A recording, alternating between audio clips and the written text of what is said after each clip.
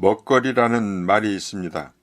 예전에는 먹거리가 아니라 먹을거리가 표준어였는데 지금은 먹거리도 표준어로 인정하고 있습니다.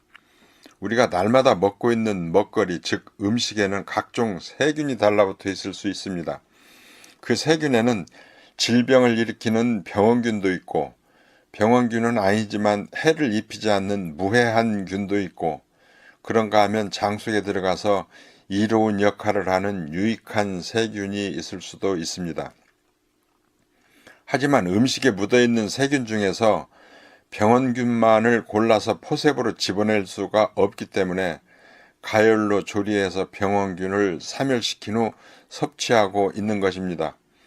음식물을 가열하면 영양소가 파괴되는 손해를 보고 있는데도 불구하고 가열해서 조리하는 이유 중에 하나는 음식에 묻어있는 이로운 세균 몇 마리보다는 병원균의 섭취로 인한 피해가 훨씬 더 크기 때문일 것입니다.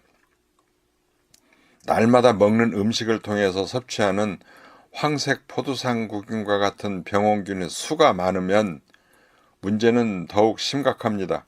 그래서 국가기관인 식품의약품안전처에서는 성인이 먹는 음식 1g에는 세균이 100마리 이하여야 하고, 면역력이 아직 형성되지 않은 갓난 아기의 분유에서는 1g당 포도상구균이 단 한 마리만 나와도 그 분유는 판매해서는 안 되고 폐기해야 한다는 기준을 정해 놓았습니다.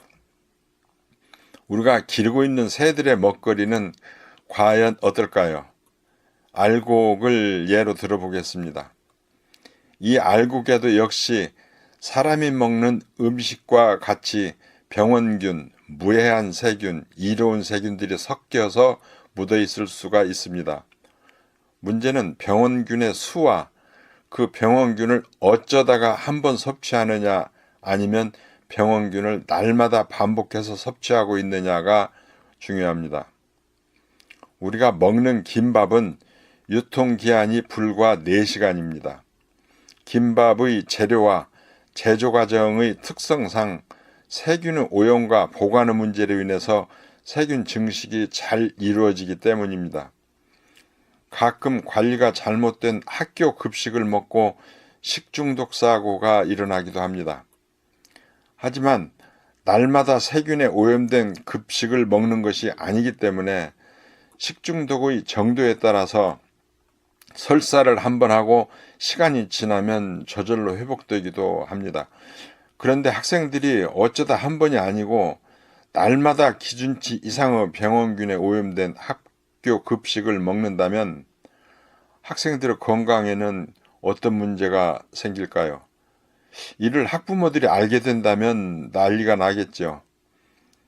체중이 50kg인 사람의 성인 기준으로 음식 1g에 세균 100마리 이하여야 한다면 체중이 겨우 50g에서 500g 정도인 우리들의 새는 먹이 1g의 세균이 몇 마리까지나 안전할까요?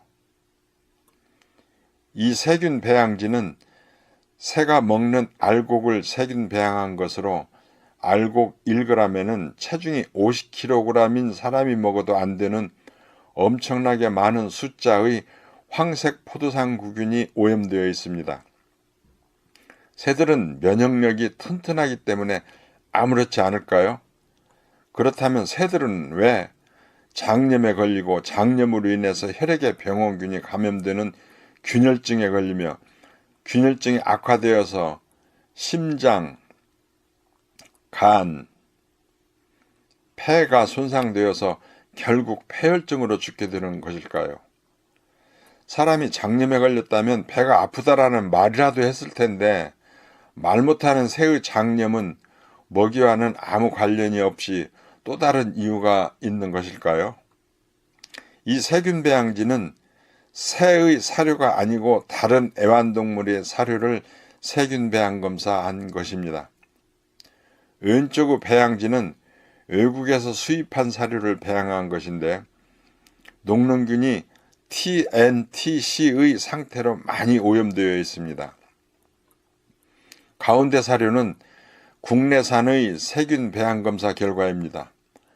왼쪽 수입 사료보다는 훨씬 덜하지만 역시 녹농균이 오염되어 있습니다. 오른쪽 사료 역시 외국에서 수입한 사료인데 세균이 하나도 안 나타났습니다. 이렇게 세균이 하나도 안 나타난다는 것은 멸균하기 전에는 불가능한 것인데 맨 오른쪽 사료는 어쩌면 생산 과정에서 멸균한 것인지도 모르겠습니다. 여러분은 이 세 가지 사료 중에서 어떤 것을 선택하시겠습니까? 여러분의 반려동물에게 어떤 사료를 먹일 것인가 하는 선택은 오직 여러분 고유의 권한입니다. 다음 기회에 유익한 세균에 대해서도 말씀드릴 기회가 있을 것입니다. 감사합니다.